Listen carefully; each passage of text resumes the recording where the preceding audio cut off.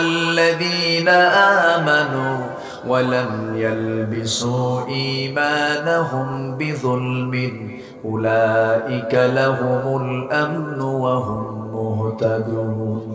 ঈমান যারা আনবে এবং ওয়া লাম ইয়ালবিসু ঈমানাহুম বিযুলমিন, ঈমানকে যারা জুলুম দিয়ে আবৃত করবে না, লেবাসে ঢাকাবে না, জুলুম আই শিরকুম ইন্নাশ শিরকা লাযুলমুন আযীম, শিরকের দ্বারা যারা ঈমানটাকে আবৃত করবে না, আল্লাহ বলছেন এরাই নিরাপদ থেকে যাবে, এদের জন্যই জান্নাত হয়ে যাবে। আল্লাহ বলছেন চারটা কাজ কোন তুমি করবে আমি তোমাকে সফলতা দিয়ে দেব। ইল্লাল্লাযীনা আমানু, নাম্বার 1 হলো ঈমান আনবো আমরা কার উপরে? চাইবো কার কাছে? না বাবার কাছে, কোন ব্যক্তির কাছে? কারো কাছে চাওয়া যাবে না। আপনার যদি পৃথিবীর সকল মানুষ ক্ষতি করতে চায়, লাইয়াদুররুক, কোন ক্ষতি করতে পারবে না। আল্লাহ যদি আপনার কল্যাণ চান, পৃথিবীর সকল মানুষ যদি আপনার কল্যাণ করতে চায়, আল্লাহ যদি আপনার ক্ষতি করতে চান, পৃথিবীর কেউ আপনার কল্যাণ করতে পারবে না। এই জন্য সবকিছু আমরা চাইবো কার কাছে বলেন? ঈমান ভঙ্গের কারণ কয়টা বলেছি বলেন? 10টা। 1 নাম্বার হলো শিরক। 1 নাম্বার কি বলেন? শিরক। ঈমান হলো 1 নাম্বার গুণ। ঈমান ভঙ্গের 10টা কারণ শিরক করা। নাম্বার 2 হলো আল্লাহ বান্দার মাঝখানে অন্য কোনো মাধ্যম স্থির করা। নাম্বার 3 হলো কাফির মুশরিকদেরকে কাফের মনে না করা, মুশরিক মনে না করা। মুসলমান স্বামী, হিন্দু বউ, সংসার আছে না নাই? আসতে বলবেন না, আছে না নাই? আবার ফতুয়া দেয় লাকুম দীনুকুম ওয়ালিয়া দীন। মূর্খ কারে বলে? ঈমান চলে গেল। নাম্বার 4 হলো ইসলামের কোনো একটা বিষয়কে নিয়ে ঠাট্টা বিদ্রুপ করা। নাম্বার 5 হলো জাদু করা, জাদুর আশ্রয় নেওয়া। নাম্বার 6 হলো মুসলমানদের বিরুদ্ধে কাফেরদেরকে লেলিয়ে দেওয়া। এমন কিছু মুসলমান আছে না নাই? রাশা বাঁচাবে, আমেরিকা বাঁচাবে, ভারত বাঁচাবে, বাঁচাবেন কে? আল্লাহ। কে বাঁচাবেন? ঈমান ভঙ্গ হয়ে যাবে। মুসলিমদের বিরুদ্ধে কাফির মুশরিকদেরকে সাহায্য করা।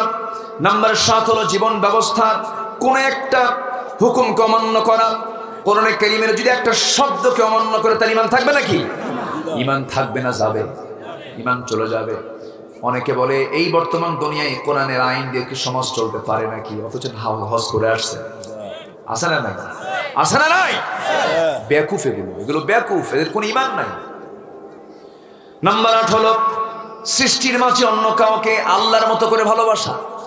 দেখেন না বলে আমার হজের দরকার নাই, আমার উমরা করার দরকার, আমার বাবার দরবারে হজ আছে না? আছে না নাই? আল্লাহর মতো করে কাউকে দেখা। নাম্বার 9 হলো ইসলাম ব্যতীত অন্য কোনো বিধানকে উত্তম মনে করা। নাম্বার 10 হলো আল্লাহর দিন থেকে বিমুখ হয়ে যাওয়া। এই 10টা বিষয় যদি কারো ভিতরে থেকে যায়, তার ঈমান আছে না গেছে? ঈমান আছে না গেছে? চলে গেছে তার ঈমান।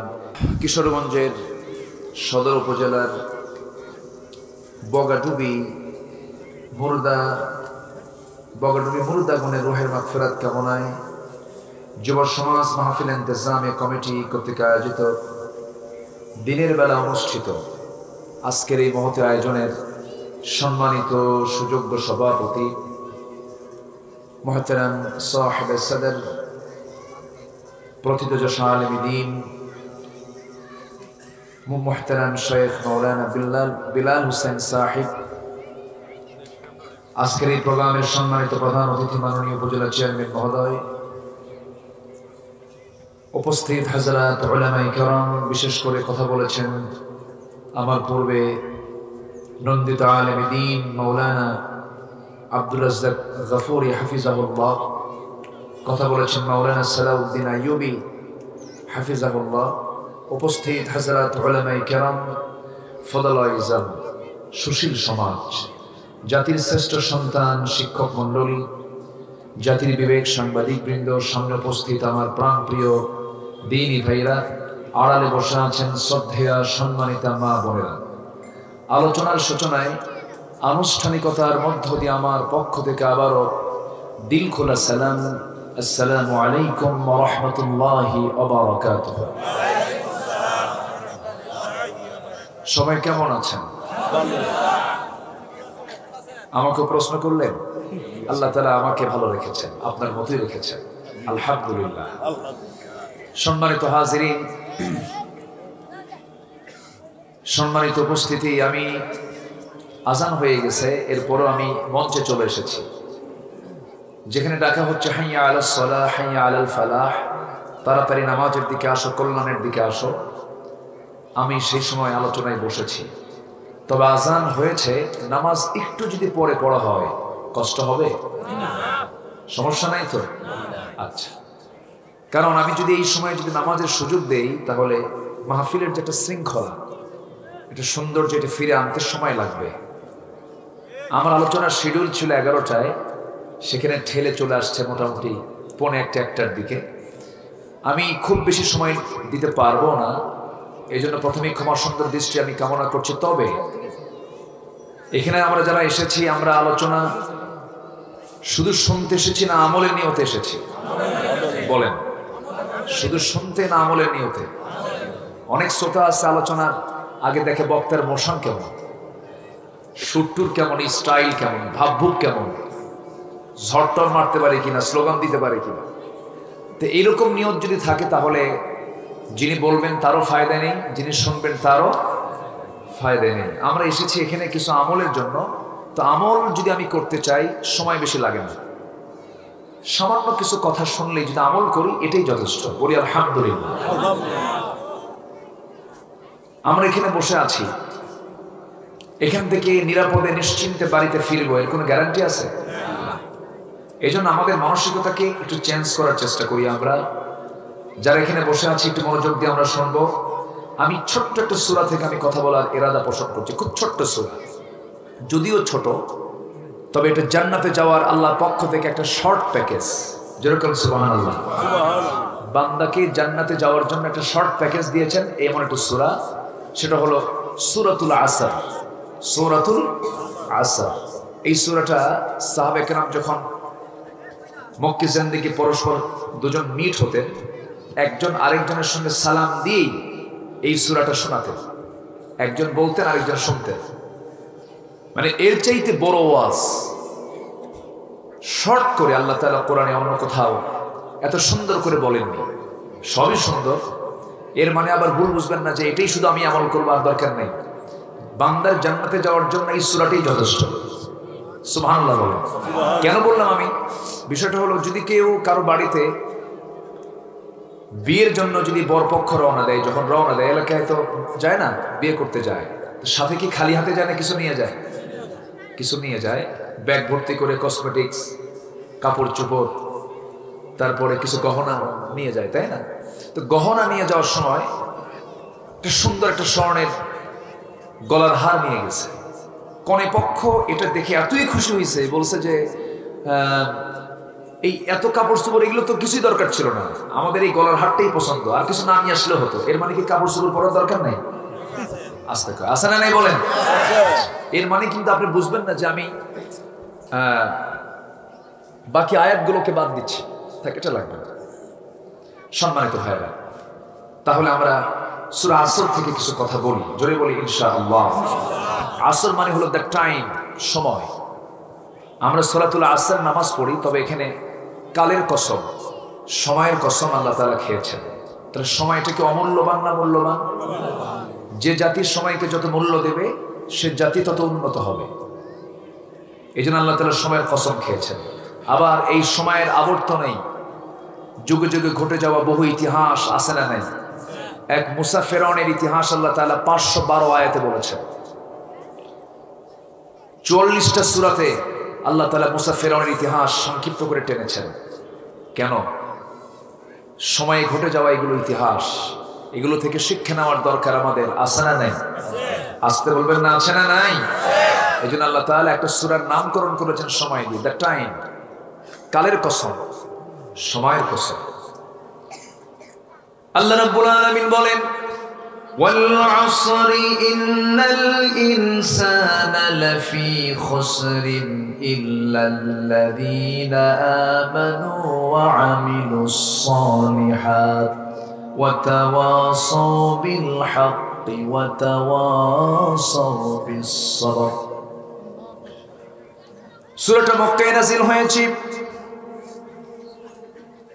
আয়াত সংখ্যা হলো 3টি। প্রথম একটা শব্দ মিলেই আল্লাহ তাআলা একটা পুরো অর্থই দিয়ে দিয়েছেন, পুরো আয়াতে দিয়ে দিয়েছেন ওয়াল আসর, সময়ের কসম, কালের কসম। এই কথা বলি আল্লাহ রাব্বুল আলামিন বলছেন এই কালের আবর্তনে মানুষদের যে জীবনাচরণ, মানুষের যে জীবন অতিবাহিত করার যে ইতিহাসগুলো আছে, এগুলোকে সামনে রেখে আল্লাহ তাআলা কমন ভাবে বলেছেন ইন্নাল ইনসানা লাফি খাসর, নিঃসন্দেহে মানুষ ক্ষতির মধ্যে নিমজ্জিত। ইন্নাল ইনসানা খুলিকা হালুআ ওয়া ইযা মাসসাহুশ শাররু জাযুআন ওয়া ইযা মাসসাহুল খায়রু মানুআ। মানুষ খুবই কৃপণ টাইপের, ছোট মন টাইপের। যখন তার সামনে কোনো ভালো কিছু আসে তখন সে আল্লাহকে ভুলে যায়, আর যখন তার সামনে কোনো বিপদ চলে আসে তখন সে হতাশ হয়ে যায়, ঘাবড়ে যায়। তবে সেই সমস্ত বান্দাগুলো যায় না ইল্লাল মুসাল্লুন। জোরে বলুন আল্লাহু আকবার। যারা নামাজে দায়েম থাকে, কায়েম থাকে, যারা মুসল্লি, তারা কখনো এমন টাইপের হয় না আমরা আল্লাহর অবাধ্য গোলাম হব না, বাধ্য গোলাম হব। বলেন অবাধ্য না বাধ্য? অবাধ্য না অনুগত? অনুগত গোলাম হতে হবে। অবাধ্য গোলামের তালিকায় ছিল নমরুদরা, ফেরাউনরা, হামানরা, সাদ্দাদরা, আবু জেহেলরা। আজকের সমাজেও কিছু আবু জেহেলরা আছে না নাই? আসতে বলবেন না আছে না নাই? হয়তো আবু জেহেল নামে নাই, আবু জেহেল চরিত্রেও আছে না নাই? বলেন। এই পৃথিবীতে যদি আমি অনুগত গোলাম হয়ে যেতে পারি, আল্লাহর নিবেদিত গোলাম যদি হয়ে যেতে পারি, সঠিক পন্থা যদি অবলম্বন করতে পারি, চারটা কাজ যদি কমপ্লিট করতে পারি, আল্লাহ তাআলা বলছেন মানুষ ক্ষতির মধ্যে নিমজ্জিত, তবে চারটা গুণ যাদের মধ্যে আছে তারা মহা সাফল্যবান। জোরে বলি সুবহানাল্লাহ। তাহলে নরমালি মানুষ আসলে কি ভালোতে আছে না ক্ষতির মধ্যে আছে? ক্ষতির মধ্যে। এটা কার বক্তব্য? আসতে বলে কার বক্তব্য এটা? আল্লাহর। ক্ষতি মানে কি? মহা ক্ষতির মধ্যে আছি আমরা। আফাতুমিনুনা বিবাদিল কিতাব ওয়া তাকফুরুনা বিবাদ, কিতাবের কিছু অংশ মানবে, কিছু অংশ মানবে না। এটার ফলাফল হবে খিজিয়ুন ফিল হায়াতিদ দুনিয়া, দুনিয়ার জিন্দেগিতে তুমি লাঞ্ছিত হবে। ওয়া হুয়া ফিল আখিরাতি মিনাল খাসিরিন, আখিরাতে তুমি ক্ষতিগ্রস্তদের অন্তর্ভুক্ত হয়ে যাবে। তাহলে ক্ষতিগ্রস্ততার অনেকগুলো দিকের মধ্যে অন্যতম দিক হলো আমরা এই কিতাবকে বিশ্বাস করেছি বটে, কিন্তু কিছু অংশ মেনেছি, কিছু অংশ মানি নাই। এটাকে কিছু অংশ আমরা গ্রহণ করতে পারি নাই। এমন বহু মুসলমান আছে তার ঈমান কখন গেছে সে নিজেও জানে না। ইউসবিহু মুমিনান ওয়া ইউমসি কাফিরান। আখিরের জামানে এমন একটা সময় আসবে, সকালবেলা মুমিন থাকবে, সন্ধ্যাবেলায় কাফের হয়ে যাবে। আমার নবীর কথা। যেমন ধরেন ওয়াইদা ইসতাআনতা ফাসতাইন বিল্লাহ, চাইতেই যদি হয় আমরা চাইবো কার কাছে? আল্লাহর কাছে। কিন্তু বান্দা শুধু কি আল্লাহর কাছে চায়? সবাই সব বান্দা চাওয়ার জন্য কিছু রাস্তাও খোঁজে, আছে না নাই? কিছু রাস্তা খোঁজার লোক আছে না নাই? আচ্ছা, কি রাস্তা খোঁজে তারা? আমার বাবা মনে হয় আমাকে বাঁচাবে, আছে কিনা বলেন? তাহলে সকল চাহিদা পূরণ করার যোগ্যতা একমাত্র কেবলমাত্র কার? আসতে বলবেন না কার? আমরা অজুর ফরজ জানি, অজুভঙ্গের কারণ জানি, সবাই জানি মোটামুটি যারা নামাজের সঙ্গে সম্পর্ক আছে। ফরজ গোসল কিভাবে করতে হয় এটাও জানি অনেকে। নামাজ ভঙ্গের কারণ জানি, অজু ভঙ্গের কারণ জানি, কিন্তু ঈমানের অনেকেই জানি না। ঈমানও কিন্তু ভঙ্গ হয়ে যায় এমন কিছু আমল, বদ আমল আছে না নাই? আচ্ছা, ঈমান ভঙ্গের মোটামুটি 10টা কারণ আছে। কয়টা কারণ? এর যদি সঠিক ব্যাখ্যা দিতে যাই অনেক সময় লেগে যাবে, আমি শুধু আক্ষরিকভাবে একটু বলে দিচ্ছি। এর মধ্যে অন্যতম একটা কারণ হলো আল্লাহ এবং বান্দার মাঝখানে অন্য কোনো মাধ্যম স্থির করা। হ্যাঁ, আল্লাহ বান্দার মাঝখানে একটা মাধ্যম স্থির করা। বান্দা আল্লাহর কাছে সরাসরি না আছে, ভায়া হয়ে আরেকজনকে বলে আল্লাহর কাছে চাওয়া, এরকম আছে না নাই? বাচ্চা হয় না, কে দিবেন বাচ্চা? আসতে বলে। সুস্থ হচ্ছে না, সুস্থ করবেন কে? ডাক্তারের কাছে আমি যাব, ডাক্তার কি আমাকে সারাতে পারবেন? কোন রোগ কি, কোন ওষুধ আমাকে সারাতে পারবে? ওয়াইদা মারিদতু ফাহুয়া ইয়াশফিন, আমি যখন অসুস্থ হব আমাকে সুস্থ করবেন কে? কিন্তু আল্লাহ এবং বান্দার মাঝখানে একটা মাধ্যম স্থির করে নেয়, আমি যদি অমুক মাজারে যাই তাহলে আমার এই ফয়সালা হয়ে যাবে। এটা কি ইমানের কথা হলো না শিরকের কথা হলো? আসতে পারে ইমানের কথা না শিরকের কথা? যিনি কবরে আছেন তিনি কি জীবিত না মৃত? তিনি কোনো উপকার করতে পারবেন আমার? তিনিও বান্দা আমিও বান্দা, দয়া করে কেউ মন খারাপ করবেন না। আল্লাহর কসম করে বলি আমি পীর বিরোধী মানুষ না, আমি পীরকে সম্মান করি। এই দেশে পীরদের মাধ্যমে ইসলাম এসেছে। শাহজালাল ইয়ামিনী, শাহ মাকদুম, শাহ পরান, শাহ সুলতান বলখি, হাজারো আউলিয়ার আগমন এই বাংলার জমিনে হয়েছে। কিন্তু তাদের চেতনা ছিল কি? তাদের এক হাতে ছিল আল্লাহর কালাম, আর এক হাতে ছিল তরবারি। রাজা গৌর গোবিন্দকে পরাজিত করেছেন শাহজালাল ইয়ামিনী, রাজা পৃথ্বীরাজকে পরাজিত করেছেন খাজা মাইনুদ্দিন চিশতি রহমতুল্লাহ আলাইহি। গোটা ভারতবর্ষে সমস্ত শিরককে উৎখাত করে তাওহীদের পতাকা তারা উড়িয়েছেন, বিজয়ী করেছেন আমার বন্ধুগণ। কিন্তু তারা তো বলে যান নাই তোমরা আমার কবরে এসে আমার কাছে চাও। ওয়াইদাস্তাআনতা ফাস্তাইন বিল্লাহ, আমি যে আল্লাহর কাছে চাই তোমরা সে আল্লাহর কাছেই চাও। পৃথিবীর শ্রেষ্ঠ কবর কোনটা বলেন? এই পৃথিবীতে যত কবর আছে, মাকবারা আছে, এর মধ্যে সবচেয়ে শ্রেষ্ঠ মাকবারা কোনটা? মুহাম্মদ সাল্লাল্লাহু, তার কবর কি ওই জায়গায় কি মাজার লেখা আছে? মাজার কিন্তু লেখা না, আমি নিজের চোখে দেখেছি। আমার নবীর কবরের নাম হলো মাকবারা, মাকবারাতুর রাসূল, মাকবারাতুন নবী, বাকিউল গারকাত। জান্নাতুল বাকি যে বলা হয়, আসলে কিন্তু ওটা হচ্ছে বাকিউল গারকাত। আমার নবীর কবরের নাম মাকবারা থাকে, আর আমার দেশে গাজা টাজা খায় মরলেও মাজার হয়। আসা না নাই বলেন? আচ্ছা, কবর দেখলে সালাম দেব না, দেব কি দেব না? যদি ইমানদার শুয়ে থাকে আমরা কি বলবো? আসসালামু আলাইকুম ইয়া আহলাল মাজার, না মাজার যে নাম?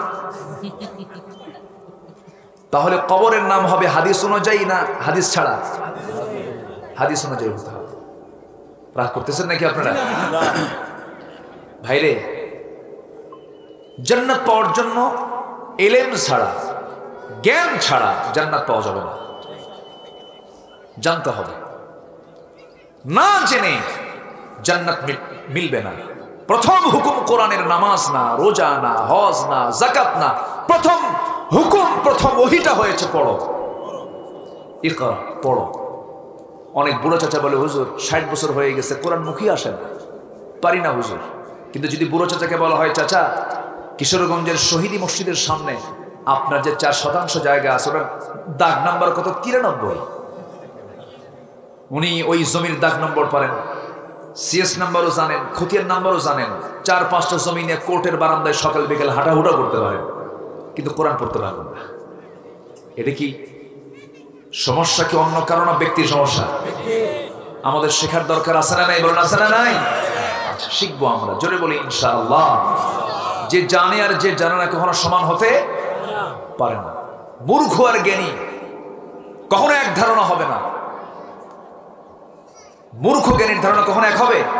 এক হবে না। সময় তো নাই, সব দিকে আমি ওরকম ভাবে যেতে পারছি না। তাহলে 1 নাম্বার আমার তাকিদ হচ্ছে, সবার প্রতি আমার জোর অনুরোধ, জান্নাতের মতো একটা বড় নিয়ামত আমি আপনি যদি পেতে চাই, না জেনে পাওয়া যাবে, না বুঝে পাওয়া যাবে। জানতে হবে জান্নাতটা কেমনে পাবো আমি। জান্নাতটা খুবই দামি জায়গা। ছোটবেলায় শুনতাম সর্বনিম্ন জান্নাত যাকে দেওয়া হবে সেই জান্নাতের এরিয়া হবে 10টা পৃথিবীর মতো একটা জান্নাত। এই পৃথিবী কি ছোট নাকি বলেন? সেই কোথায় আমেরিকা, কোথায় ইউরোপ, 50 কোটি 10 লক্ষ বর্গ মাইলের এই দুনিয়ার মতো 10টা দুনিয়া এক জায়গায় করে আল্লাহ তাআলা একজন বান্দাকে সর্বনিম্ন জান্নাত দিয়ে দিবেন।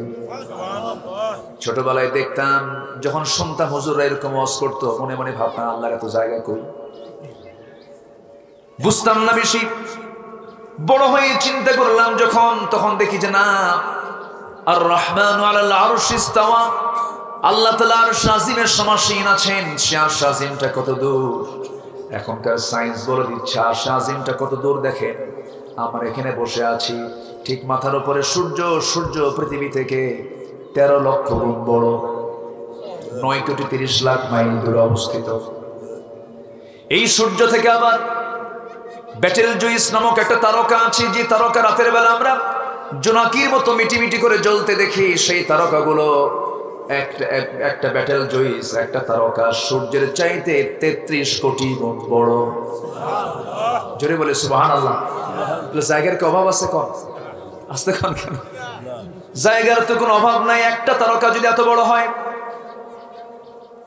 মহাকাশে মহাশূন্য রয়েছে অসংখ্য গ্যালাক্সি, কোটি কোটি গ্যালাক্সি। এক একটা গ্যালাক্সির মধ্যে আল্লাহ তাআলা ব্যাটেল জুইস, সুপারনোভা, আড্রাম, প্রক্সিমা সেন্টারের মতো তারকা আল্লাহ তাআলা 50 বিলিয়ন করে এক একটা গ্যালাক্সির মধ্যে রেখে দিয়েছেন।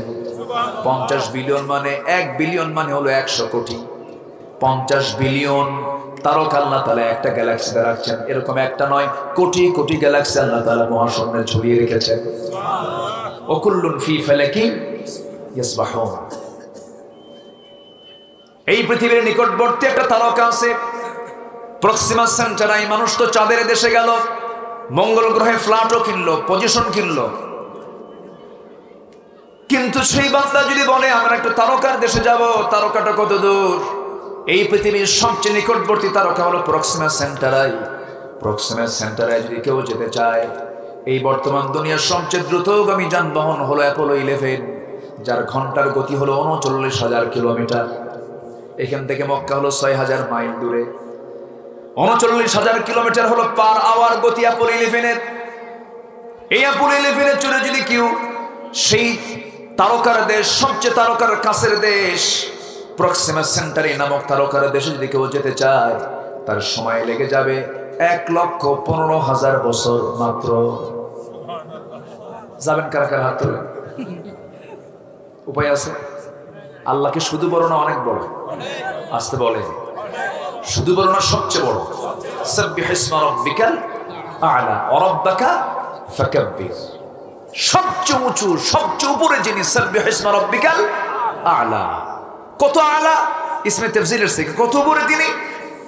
এই যে মহাশূন্যের কথা বললাম, এতক্ষণ কিন্তু আমি আকাশে যাই নাই। এরপর নীল আকাশ, এরপর মহাশূন্য, এরপর আকাশ, সাবআ সামাওয়াত, সিদরাতুল মুনতাহা, এরপর আরশ আজিম। জোরে বলে সুবহানাল্লাহ। সে আল্লাহর নাম নিতে লজ্জা করে অনেকে। আল্লাহু আকবার নাকি নির্দিষ্ট দলীয় স্লোগান, জিহ্বা টেনে ছেঁড়া দরকার বেদবের। ঠিক কি না? আল্লাহু আকবার স্লোগান দিয়ে দেশ স্বাধীন হয়েছে। নারায়ে তাকবীর, নারায়ে তাকবীর, দিন ইসলাম, দিন ইসলাম, জিন্দাবাদ, জিন্দাবাদ, নারায়ে তাকবীর। মানে ইনি যুবক, অনেক যুবক আছে বুড়ার মতো, আর অনেক বুড়া আছে যুবকের মতো। আলহামদুলিল্লাহ বলেন।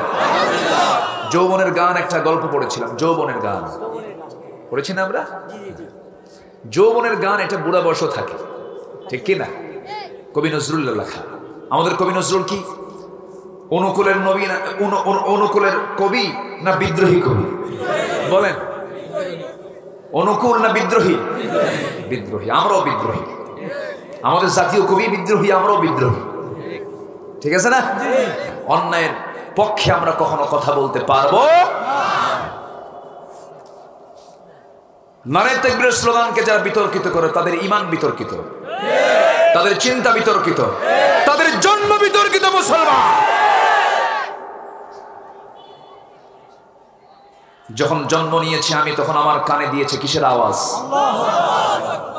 যখন মসজিদে যাই কিসের আওয়াজ শুনে? নামাজ শুরু করে কি দিয়া? রুকুতে যাই কি দিয়া? সেজদায় যাই কি দিয়া? গরু জবাই করতে কি দিয়া? যখন মরে যাব তাকবীর হবে 4টা, সেই তাকবীরটাও কি? আরো জোরে। যারা নারে তাকবীরের স্লোগানকে যারা বলে নির্দিষ্ট দলীয় স্লোগান, তাহলে তোদের জানাজাও হবে না আল্লাহু আকবার দিয়ে। ঠিক কি না? জানাজা না দিয়ে কুত্তা বিলাইয়ের মতো বিদায় করা দরকার। আল্লাহর নাম নিতে পারো না, লজ্জা পাও। অথচ সব বন্ধু আমার পর হবে, আমার এক বন্ধু থেকে যাবেন, তিনি কে? ইন্নামা ওয়ালিয়ুকুমুল্লাহু ওয়া রাসূলুহু ওয়াল্লাযীনা আমানু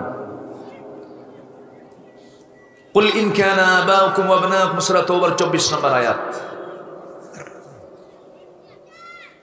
সব ভালোবাসার উপরে ভালোবাসার স্থান পেতে হবে এক নাম্বার কার? ওয়াল্লাযীনা আমানু আশাদ্দু হুব্বান লিল্লাহ। সম্মানিত ভাইয়েরা, আমরা ভালোবাসাকে সিলেকশন করতে পারি না। আমরা এক নাম্বার ভালোবাসবো কাকে বলেন? আসতে বলবেন না, কাকে?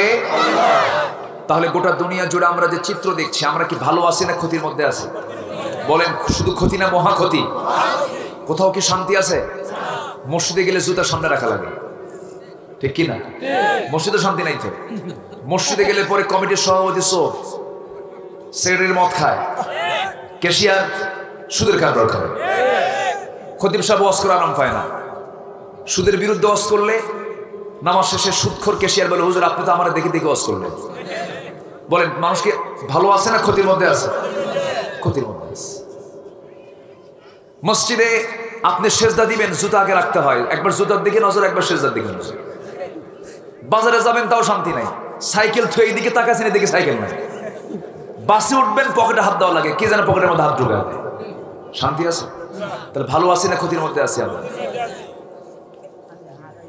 আমার দেশে কিছু জাতীয় চোর আছে, বিগত 8 থেকে 10 বছর 12 বছরে 14 লক্ষ কোটি টাকা দেশ থেকে পাচার হয়েছে, ঠিক কিনা?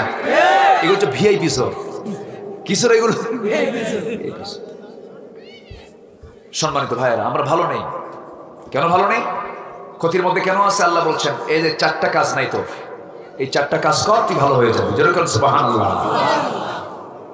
আপনারা এত ভালো মানুষ, বগা কি ডুবলো এখানে বুঝলাম না তো। এখানে তো কোনো ডুবাডুবি নাই, সব তো ভালোই আছে আলহামদুলিল্লাহ। ডুবছে ফেরাউন, ওয়াগরাকনা আলা ফিরাউন, তাই না? ওয়াগরাকনা আলা ফিরাউন নাম একটা হয়েছে, হয়তো বা কেউ নাম দিয়েছেন এটা। কিছু একটা এলাকার নাম আছে ভরা ডুবি, এটা যে বগা ডুবি, এটা আমাদের পূর্বপুরুষরা হয়তো রেখে গেছেন, তাই না নামটা।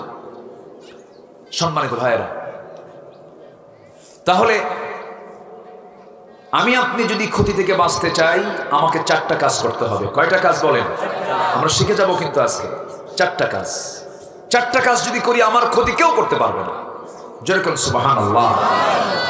এর মধ্যে 1 নাম্বার হলো ঈমান আনতে হবে। কি আনতে হবে? ঈমান। ঈমানটা ফ্রেশ আনতে হবে। ঈমান আলী নাম রাখলে ঈমানদার হওয়া যায় না, হিম্মত আলী নাম রাখলে হিম্মত আলী হওয়া যায় না। ঈমান আলী নাম কিন্তু ফজরের জায়গা পায় না, 2টার দিকে খেলা দেখে। নাম হলো ঈমান আলী, নাম হলো হিম্মত আলী। সাইকেলের চাকা বাস চলে স্টক করে। নাম হলো আতর আলী, গাজার গন্ধে কাছে যাওয়া যায় না। নাম দিয়ে কোনো কাম হবে না। আল্লাহ নাম চান না কাম চান? চেহারা চান না আমল চান? ইন্নাল্লাহা লা ইয়ানজুরু ইলা সাওয়ারিকুম ওয়ালা ইলা জাসামিকুম ওয়ালাকিন ইয়ানজুরু ইলা কুলুবিকুম ওয়া আমালিকুম। দেহ দেখবেন না, পোশাক দেখবেন না, আল্লাহ দেখবেন তোমাদের অন্তরের এবং আমলের খবর। জোরে বলি সুবহানাল্লাহ। অন্তর দেখবেন আল্লাহ তাআলা। নিয়তের বিশুদ্ধতার অভাবে আলেম ধরা খেয়ে যাবে, হাফেজ ধরা খেয়ে যাবে, দানবীর ধরা খেয়ে যাবে, শহীদ ধরা খেয়ে যাবে। কার আদালতে? আল্লাহর আদালতে। এই জন্য আমরা ঈমানটা আনবো, ফ্রেশ ঈমান আমাকে আপনাকে আনতে হবে, নির্ভেজাল ঈমান আমাকে আপনাকে আনতে হবে। আল্লাহ বলছেন, ওয়াল্লাযীনা আমানু ওয়া লাম ইয়ালবিসু ঈমানাহুম বিযুলমিন উলাইকা লাহুমুল আমনু ওয়া হুম মুহতাদুন। ঈমান যারা আনবে এবং ওয়া লাম ইয়ালবিসু ঈমানাহুম বিযুলমিন, ঈমানকে যারা জুলুম দিয়ে আবৃত করবে না, লেবাসে ঢাকাবে না, জুলুম আই শিরকুম ইন্নাশ শিরকা লাযুলমুন আযীম। শিরকের দ্বারা যারা ঈমানটাকে আবৃত করবে না, আল্লাহ বলছেন এরাই নিরাপদ থেকে যাবে, এদের জন্যই জান্নাত হয়ে যাবে। আল্লাহ বলছেন 4টা কাজ তুমি করবে, আমি তোমাকে সফলতা দিয়ে দেব। ইল্লাল্লাযীনা আমানু। নাম্বার 1 হলো ঈমান আনবো আমরা কার উপরে? চাইবো কার কাছে? না বাবার কাছে, কোনো ব্যক্তির কাছে, কারো কাছে চাওয়া যাবে না। আপনার যদি পৃথিবীর সকল মানুষ ক্ষতি করতে চায়, লাইয়াদুররুক, কোনো ক্ষতি করতে পারবে না। আল্লাহ যদি আপনার কল্যাণ চান, পৃথিবীর সকল মানুষ যদি আপনার কল্যাণ করতে চায়, আল্লাহ যদি আপনার ক্ষতি করতে চান, পৃথিবীর কেউ আপনার কল্যাণ করতে পারবে না। এই জন্য সবকিছু আমরা চাইবো কার কাছে বলেন? ঈমান ভঙ্গের কারণ কয়টা বলেছি বলেন? 10টা। 1 নাম্বার হলো শিরক। 1 নাম্বার কি বলেন? শিরক। ঈমান হলো 1 নাম্বার গুণ। ঈমান ভঙ্গের 10টা কারণ শিরক করা। নাম্বার 2 হলো আল্লাহ বান্দার মাঝখানে অন্য কোনো মাধ্যম স্থির করা। নাম্বার 3 হলো কাফির মুশরিকদেরকে কাফের মনে না করা, মুশরিক মনে না করা। মুসলমান স্বামী, হিন্দু বউ, সংসার আছে না নাই? আসতে বলবেন না, আছে না নাই? আবার ফতুয়া দেয় লাকুম দীনুকুম ওয়ালিয়া দীন। মূর্খ কারে বলে? ঈমান চলে গেল। নাম্বার 4 হলো ইসলামের কোনো একটা বিষয়কে নিয়ে ঠাট্টা বিদ্রুপ করা। নাম্বার 5 হলো জাদু করা, জাদুর আশ্রয় নেওয়া। নাম্বার 6 হলো মুসলমানদের বিরুদ্ধে কাফেরদেরকে লেলিয়ে দেওয়া। এমন কিছু মুসলমান আছে না নাই? রাশা বাঁচাবে, আমেরিকা বাঁচাবে, ভারত বাঁচাবে। বাঁচাবেন কে? আল্লাহ। কে বাঁচাবেন? ঈমান ভঙ্গ হয়ে যাবে। মুসলিমদের বিরুদ্ধে কাফির মুশরিকদেরকে সাহায্য করা। নাম্বার 7 হলো জীবন ব্যবস্থা কোন একটা হুকুমকে অমান্য করা। কোরআনে কারীমের যদি একটা শব্দকে অমান্য করে তার ঈমান থাকবে নাকি? ঈমান থাকবে না, যাবে, ঈমান চলে যাবে। অনেকে বলে এই বর্তমান দুনিয়ায় কোরআনের আইন দিয়ে কি সমাজ চলতে পারে নাকি? অথচ হজ করে আসছে। আছে না নাই? আছে না নাই? বেকুফ এগুলো বেকুফ, এদের কোনো ঈমান নাই। নাম্বার 8 হলো সৃষ্টির মাঝে অন্য কাউকে আল্লাহর মতো করে ভালোবাসা। দেখেন না বলে আমার হজের দরকার নাই, আমার উমরা করার দরকার, আমার বাবার দরবারে হজ। আছে না? আছে না নাই? আল্লাহর মতো করে কাউকে দেখা। নাম্বার 9 হলো ইসলাম ব্যতীত অন্য কোনো বিধানকে উত্তম মনে করা। নাম্বার 10 হলো আল্লাহর দিন থেকে বিমুখ হয়ে যাওয়া। এই 10টা বিষয় যদি কারো ভিতরে থেকে যায়, তার ঈমান আছে না গেছে? ঈমান আছে না গেছে? চলে গেছে তার ঈমান। এক কথা শিরকের যদি সবকিছুর মূল হলো শিরক। শিরক যদি কারো জীবনে থেকে যায়, শিরক কাকে বলে? যে কোনো কাজ করতে গিয়ে বান্দা যখন আল্লাহ ছাড়া অন্য কাউকে নিয়ে করবে, তখন সেটা কি হবে? তখন সেটা কি হবে? শিরক হয়ে। প্রত্যেকটা কাজে রাখবো আমরা কাকে? সব কাজের শুরুতে বলবো কি? বলেন, সব কাজের শুরুতে কি বলবো? আরো জোরে, আরো জোরে। বিড়ি খেতে বিসমিল্লাহ। তাহলে যে কাজে বিসমিল্লাহ বলা যাবে না, সেই কাজ করা হালাল না হারাম? হালাল না হারাম? এমনকি বাথরুমে ঢুকতেও দোয়া আছে না নাই? আল্লাহুম্মা, আল্লাহুম্মা কার নাম? বাথরুমে ঢুকতেও কার নাম? আল্লাহুম্মা ইন্নী আউযু বিকা মিনাল খুবুসি ওয়াল খাবাইথ। স্ত্রীর সহবাস দোয়া আছে না নাই? আল্লাহর নাম আছে না নাই? আচ্ছা, প্রত্যেকটা কাজেই আল্লাহকে রাখতে হবে। আল্লাহকে বাদ দিয়ে যেটা করবেন সেটা হারাম, এবং আল্লাহকে বাদ দিয়ে কোনো সিদ্ধান্ত নেবেন সেটাই শিরক। সেটা কি? শিরক। আমার যতটুকু গবেষণা, আমি এতটুকুই শর্ট করে আমি শিরকের ব্যাখ্যাটা আমি বুঝতে পেরেছি। তাহলে ঈমানের অন্তরায় হলো শিরক করা। ঈমানের অন্তরায় কি? শিরক করা। আমার কথাগুলো বুঝতে পারতেছেন কিনা আমি জানি না, রাগ করতেছেন না তো আপনারা? নাম্বার 2 হলো ওয়ামিলুস সালিহাত। নেক আমল যারা করবে, ভালো ভালো কাজ যারা করে যাবে, নেক আমলগুলো হলো শ্রেষ্ঠ। নেক আমল হলো বান্দার জীবনে, বান্দার ফরজ কাজগুলো হলো শ্রেষ্ঠ তার আমলে সালেহ। ফরজ কাজ যদি কারো জীবনে বাদ না যায়, আল্লাহ তাআলা সুন্নাহ নফলের দিকে বান্দার দিকে নজরই দিবেন না। একটা আয়াত প্রমাণ করে। আল্লাহ রাব্বুল আলামিন বলেন, ইন তাজতানিবু কাবাইরা মা তুনহাউনা আনহু নুকাফির আনহুম সাইয়্যাতিকুম ওয়া নুদখিলকুম মুদখালান কারীমা। তুমি যদি বড় বড় গুনাহ ছেড়ে দাও, এর ফলাফল হলো নুকাফির আনকুম সাইয়্যাতিকুম, তোমার জীবনে হয়ে যাওয়া, ঘটে যাওয়া ছোটখাটো যে সমস্ত গুনাহগুলো করেছো সব মাফ করে দেব, এবং তোমাকে সম্মানজনক জান্নাতের অধিকারী আমি তোমাকে বানাইয়া দেব। জোরে বলি সুবহানাল্লাহ। নামাজ ছেড়ে দেওয়া ছোট গুনাহ, বড় গুনাহ। যারা নামাজ ছেড়ে দেবে, খালফুন আদাউস সালাহ ওয়াত্তাবাউশ শাহাওয়াত ফাসাউফা ইয়ালকাউনা গায়্যা। যে বান্দা নামাজকে নষ্ট করবে, ওয়াত্তাবাউশ শাহাওয়াত, নফসের দাসত্ব করবে, আল্লাহ বলছেন আমি শুধু তাকে 7টা জাহান্নামের মধ্যে ঢুকাবো না, আমি কোনো জাহান্নামে না ঢুকায়া জাহান্নামের গর্তের মধ্যে ঢুকাবো। গাই নামক একটা গর্ত আছে, যেই গাই নামক গর্ত কি জাহান্নাম পর্যন্ত ভয় পায়। এত ভয়ঙ্কর জাহান্নামের গর্তের মধ্যে ঢুকানো হবে কি না করলে।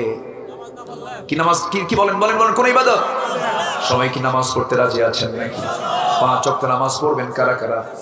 জোরে বলি ইয়া আল্লাহ, আরো জোরে বলি ইয়া আল্লাহ, ইয়া রহমান, ইয়া রহিম। আমাদেরকে 5 ওয়াক্ত সালাত আদায় করার তৌফিক তুমি আল্লাহ দিয়ে দাও। জোরে বলি আমিন, আরো জোরে আমিন। হাত নামান। আফসোস এই জাতি মুসলমান, অথচ নামাজের জন্য বলতে হয়। মুসলমান কি নামাজের জন্য বলার কথা ছিল? মুসলমানের ডিউটিতে নামাজ পড়া, কিন্তু আজকে মুসলমান নামাজ পড়ে না। আজকে পর্যন্ত স্বাধীনতার 52 বছর চলে গেল। আল্লাহ বলছেন আমি যাদেরকে মুলুকিয়ত দেব, আমি যাদেরকে রাজত্ব দেব, যাদেরকে আমি নেতৃত্ব দেব, যাদের চেয়ারে বসে আইন পাশ হয়, যাদের চেয়ারে বসে সমস্ত কিছু হুকুম তাদের হুকুমে চলে, আল্লাহ তাদেরকে পরামর্শ দিয়ে বলছেন তোমরা পাওয়ার পেলে, চেয়ার পেলে 4টা কাজ করবা। 1 নাম্বার হলো তোমরা নামাজ কায়েম করবে। এ পর্যন্ত কোন নেতা কি এই আইন কার্যকর করেছে? আসতে বলবেন না করেছে? কিন্তু আমরা ঠিকই কইছি অমুক নেতার পবিত্র চরিত্র ফুলের মতো পবিত্র, নামাজ নাই, 1 ওয়াক্ত শয়তানের, এই তো শেষ। যে নেতা নামাজের কথা বলে না সে নেতা আমার নেতা হতে পারে না। সব নেতা ছাড়ো, এক নেতার পথ ধরো, মুহাম্মদ সাল্লাল্লাহু, মুহাম্মদ সাল্লাল্লাহু। আমার দেশে নেতা বেশি না কর্মী বেশি? ভালো করে কন, নেতাই তো বেশি। আমার দেশে এই মুহূর্তে মুরিদ বেশি না পীর বেশি? পীরই বেশি। মুরিদ কই? মুরিদ যদি থাকতো তাহলে তো নামাজ পড়তো। সব পীর, আসল পীর যারা সব তো চলেই গেছেন, সব এখন পীর জাদা। সব কি? এর মধ্যে 2-1টা হারাম জাদা নাই? কথা বললে তো দোষী হয়ে যাই আমরা। নূহের ছেলে কেনান কি মুসলিম না কাফের? নবীর ছেলে কাফের হয় নাই? কাফের ছেলে নবী হয় নাই? তো পীরের ছেলে সবগুলো পীর হবে, 2-1টা হারাম জাদা নাই?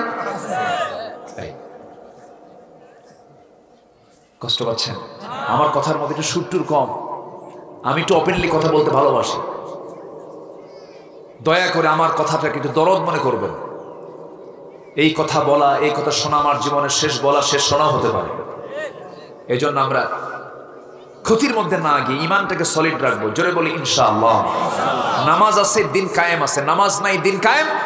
ফাকাদ আকামাহা ফাকাদ আকামাদ-দ্বীন ওয়া মান তারাহাকা ফাকাদ হাদামাদ-দ্বীন। নামাজ কায়েম হলো, দিন কায়েম হয়ে গেল। আল্লাহু আকবার বলো।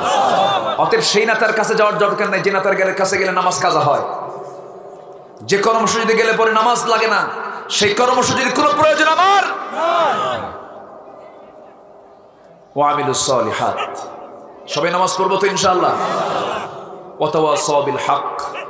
হকের দাওয়াত যারা দিবে পরস্পর, হকের দাওয়াত দিতে গেলে সুদের পক্ষে যায় না বিপক্ষে যায়? আস্তে কর। সুদের পক্ষে যায় না বিপক্ষে যায়? এখন তো সুদের কথা বললে অনেকে মন খারাপ করবেন নাকি? এই সময় কেউ উঠেন না, উঠলেই ভাববো ওটাই সুদ খায়। হ্যাঁ বস। সুদ নাই এমন কোন গ্রাম বাংলাদেশে আছে? 64,000 গ্রামে যাকাত না থাকলেও কি আছে? আলহামদুলিল্লাহ। মানুষ কি বলেন, মানুষ কি ভালো আছে না ক্ষতির মধ্যে? বলেন, ক্ষতির মধ্যে। সুদের সর্বনিম্ন গুনাহ হলো নিজের মার সঙ্গে জেনা করা। অথচ সুদের কারবার করলে সুইডিশ একাডেমি তাকে নোবেল পুরস্কার দেয়। তাহলে দুনিয়ার পুরস্কার কি আমাদের দরকার আছে? আসতে বলে কেন? দরকার আছে।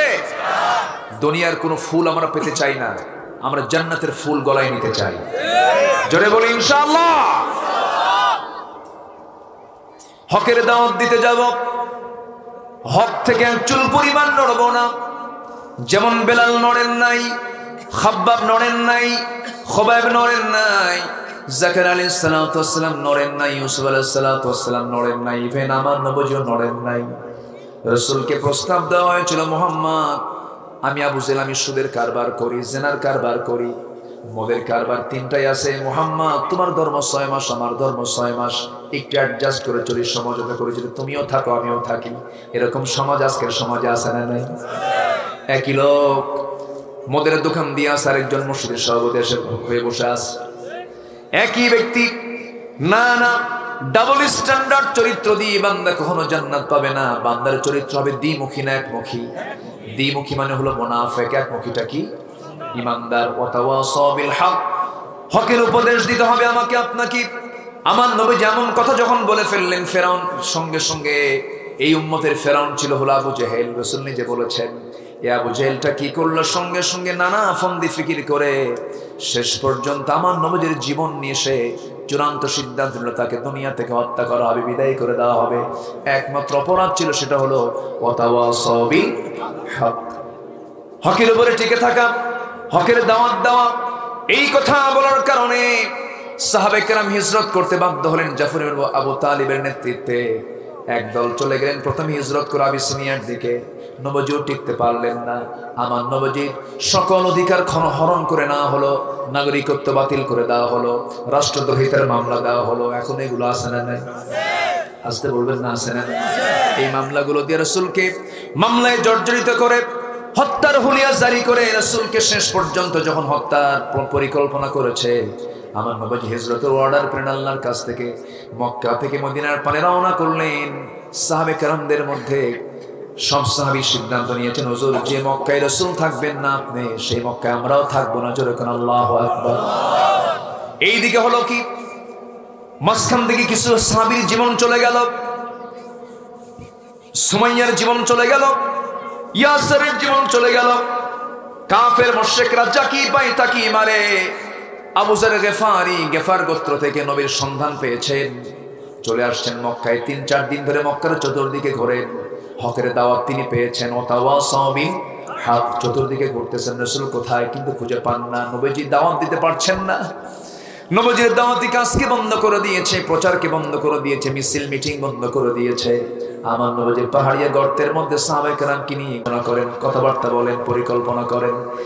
এমন সময় আমার নবীজি সাহাবীদের মধ্যে একজন গোয়েন্দা সংস্থার সদস্য ছিলেন, লিডার ছিলেন, যিনি হচ্ছেন সাইয়েদনা আলী। তিনি দেখতে পেলেন একজন যুবক, নতুন যুবক যাকে তিনি মক্কায় দেখেন নাই। আবু যার গেফারিকে খপ করে ধরে ফেললেন, তুমি কাকে খুঁজতেছো, তুমি কার অপেক্ষায় আছো? সঙ্গে সঙ্গে বলছে আব্দুল্লাহর পুত্র মুহাম্মদকে, সে নাকি আল্লাহর নবী, আমি তাকে দেখতে চাই। সাইয়েদনা আলী বললেন, চুপ করো, একটা কথা আর বলবা না। এতটুকু কথা যদি কাফেরদের কানে চলে যায় তোমাকেও মেরে ফেলবে। তুমি যদি রাসূলের সঙ্গে সাক্ষাৎ করতে চাও, আমি সামনের দিকে হেঁটে হেঁটে যাব, তুমি আমাকে ফলো করবে। সামনে যদি কোনো বিপদ দেখি, আমি জুতা ঠিক করার ভান করে আমি বসে যাব, তুমি সামনে চলতেই থাকবে। কি মক্কার পরিবেশ করেছিল আবু জেহেলরা! আমার নবীজি দাওয়াতি কাজ করতে পারেন না, হকের দাওয়াত দিতে পারেন না। সাইয়েদনা আলী এমনই করে তাকে লুকায় লুকায় নিয়ে নবীর সামনে যখন হাজির করা দিয়েছেন, আবু যার গেফারি রাসূলের চেহারার দিকে তাকায় বলছেন, এই তো সুন্দর চেহারার লোকটা তো আল্লাহর নবী ছাড়া কেউ হবে না। যারা কোন সুবহানাল্লাহ। আমার নবীর চেহারার মতো পৃথিবীর কোনো চেহারা আছে নাকি? সবচেয়ে সুন্দর মানুষ ছিলেন মুহাম্মদ সাল্লাল্লাহু। সহিহ হাদিসের বর্ণনা, 100 জন জান্নাতি পুরুষের শক্তি আল্লাহ তাআলা রাসূলকে একা দিয়েছেন আল্লাহ তাআলা। সেই নবীজির চেহারার দিকে তাকায় আবু যার গেফারি বলেন, আপনার চেহারাই প্রমাণ করে আপনি আল্লাহর নবী। কালেমা পরে মুসলমান হলেন। রাসূল বললেন, আবু যার, আমি তোমাকে সাবধান করে দিলাম, এই দিন যে গ্রহণ করেছো, হক যে গ্রহণ করেছো, এই কথা যেন মক্কার কোনো লোক না জানে, জানলে মেরে ফেলবে। আবু যার গেফারি বললেন, হুজুর ঠিক আছে, বলবো না। কাবা শরীফের দরজার সামনে দিয়ে, হারামের সামনে দিয়ে যখন যাচ্ছিলেন, গেফার গোত্রের দিকে চলে যাচ্ছেন, এমন সময় তিনি মনে মনে চিন্তা করেন, এত বড় হক কেমন করে আড়াল করি, গোপন করি। চিৎকার মেরে মেরে চেঁচিয়ে চেঁচিয়ে বলছেন, আশহাদু আল্লা ইলাহা ইল্লাল্লাহু ওয়াহদাহু লা শারীকা লাহু ওয়া আশহাদু আন্না মুহাম্মাদান আবদুহু ওয়া রাসূলুহু। এই কথা বলার সঙ্গে সঙ্গে মিষ্টি না পাথর, মিষ্টি না পাথর। আমরা কালেমা পড়ি, দাওয়াত খাই, আর তারা কালেমা পড়েছেন, পাথর খেয়েছেন। কি মারটা তারা দিলেন, কি মারটা তারা দিল! ওয়াতাওয়াসাউ বিল হক, পরস্পর হকের দাওয়াত দিতে গিয়ে যখন পাথর মারা শুরু করেছে, রক্তাক্ত অবস্থা, লাথি মারতেছে, যেখানে পাই সেখানে লাথি মারতেছে। সঙ্গে সঙ্গে আবু জেহেল কিছুক্ষণ পর চলে আসলো, সবাইকে ছত্রভঙ্গ করে বলছে, এই যুবকের বাড়ি কোথায় আগে দেখো, কোথায় তোমার বাড়ি? গেফার গোত্রে আমার বাড়ি। এবার আবু জেহেল বলছে, খবরদার ওর গায়ে আর তোর আঘাত করবে না, যদি মরে যায় ব্যবসা বন্ধ হবে, ওই দিক দিয়ে আমাদের বাণিজ্য কাফেলা যায়। কাফের হলো বুদ্ধি আছে, বোঝেন নাই? চালাক ছিল, কিছু বুদ্ধিও ছিল, কারণ তার নাম তো আবুল হাকাম ছিল। আবু জেহেল গেফারি কোনো মতো জীবনটা বাঁচায় চলে গেলেন। পরে আমার রাসূল একদিন বলছেন, আবু যর, আমি তোমাকে মানা করেছিলাম তুমি একটু আড়াল করে কালিমার দাওয়াত দিবা, তুমি এরকম করলে কেন? আবু যর বলছেন, হুজুর এত বড় মহাসত্যকে কেমন করে গোপন করব? ওমান আযলামু মিম্মান কাতামা শাহাদা, আমি এই সত্যের সাক্ষ্যকে গোপন করতে পারি না, এই জন্য বলে ফেলেছি। হুজুর আমার মন বলছিল ওরা আমাকে মারতে মারতে মেরে ফেলে দিকে আমি শহীদ হয়ে জান্নাতে চলে যাব। জোরে বলি সুবহানাল্লাহ। সবাইকে হকের দাওয়াত দেব তো ইনশাআল্লাহ। এই দাওয়াত দিতে গিয়ে ধৈর্যের দরকার আছে না নাই? নামাজেও ধৈর্যের দরকার আছে না নাই? ইস্তাঈনু বিস-সাবরি ওয়াস-সালাহ। তোমরা যখন আল্লাহর কাছে চাবে দুটো মাধ্যম দিয়ে, একটা হলো সবর, একটা হচ্ছে সালাহ। ওয়াতাওয়াসাউ বিস-সাবর, ধৈর্য। তাহলে ঈমান, নেক আমল, হকের দাওয়াত, ধৈর্য, জীবনের এক জায়গায় না সব জায়গায়। এই চারটা কাজ আমরা যদি করি, আমরা ক্ষতির মধ্যে যাব না, আমরা লাভবান হয়ে জান্নাত পাবো। জোরে বলি ইনশাআল্লাহ। আমি আর কথা বলতে পারছি না, আমি যতটুকু পেরেছি বলেছি। যারা সচেতন মানুষ তারা বুঝবেন। আল্লাহ তুমি সবাইকে আমল করার তৌফিক দাও। আমরা বসেছি আজকে শোনার জন্য না আমলের জন্য? আমরা আমল করব না ইনশাআল্লাহ? আমল করব না ইনশাআল্লাহ? আজান হয়েছে আরো 1 ঘন্টা আগে, 2টা বেজে যাবে এখন। আমরা নামাজ সবচেয়ে পরে না সবচেয়ে আগে নামাজের দিকে আমরা খেয়াল করব। এই আশাবাদ কামনা করছি। আমার প্রোগ্রামের শিডিউলটা ছিল হলো 11টায়, সেখানে আমি 1টায় উঠেছি, একটু বিলম্ব হয়েছে কমিটির, অথবা আপনাদের আসতে একটু বিলম্ব হয়েছে। যেটাই হোক, যতটুকুন হয়েছে আমরা এই পুঁজিটাকে আমরা সম্বল বানিয়ে জীবনে আমল বাস্তবায়ন করবো। জোরে বলি ইনশাআল্লাহ। আচ্ছা, আলহামদুলিল্লাহ। তো আমরা এখন সবাই নামাজের মতো করে একটু বসি, নামাজের মতো করে তাশাহুদুল সুরতে বসি। আমরা চাইবো কার কাছে? এখানে মুখে আজান হবে, এখানে জামাত হবে, সবাই নামাজ পড়বেন না ইনশাআল্লাহ? যে সবাই বলে সুবহানাকাল্লাহুম্মা ওয়া বিহামদিকা আশহাদু আল্লা ইলাহা ইল্লা আনতা আস্তাগফিরুকা ওয়া আতুবু ইলাইকা। জোরে বলি, ইয়া আল্লাহ, আমার জীবনে সগীরা কবীরা, ছোট বড় সব গুনাহ তুমি আল্লাহ মাফ করে দাও। জোরে বলুন, ইয়া রাব্বাল আলামিন। আল্লাহুম্মা আমিন। ربنا ظلمنا أنفسنا وإن لم تغفر لنا وترحمنا لنكونن من الخاسرين। আয় আল্লাহ তাআলা, দুপুর বেলা হাজারো মুসলমান নরনারীকে নিয়ে তোমার কালাম থেকে কিছু কথা বলেছি, গুনার বোঝা মাথায় নিয়ে দুটো হাত পেতে আছি। আল্লাহ, গুনার দিকে নজর দিও না, বান্দা মনে করে তামাম জীবনের সমস্ত গুনাহগুলোকে মাফ করে দাও। জনম দুঃখিনী মা, জনম দুঃখী বাপজান যারা চলে গেলেন, জিন্দেগির গুনাহগুলো মাফ করো, কবরগুলোকে জান্নাতের টুকরা বানায় দাও।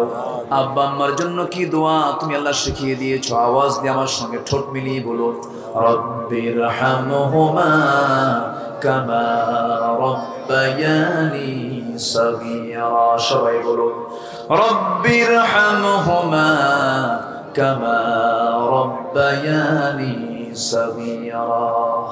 ও আল্লাহ, বগাডবি মুর্দাগণ কবরের মাটিতে শুয়ে আছে, তাদের জন্য দোয়া করে আজকের মাহফিলটা তাদের রুহের মাগফিরাতের উদ্দেশ্য করা হয়েছে। আল্লাহ গো, এখানে অনেক আত্মীয় স্বজন এতিমের মতো হাত তুলেছে। ও আল্লাহ, যার বাপ মা কবরে শুয়ে আছে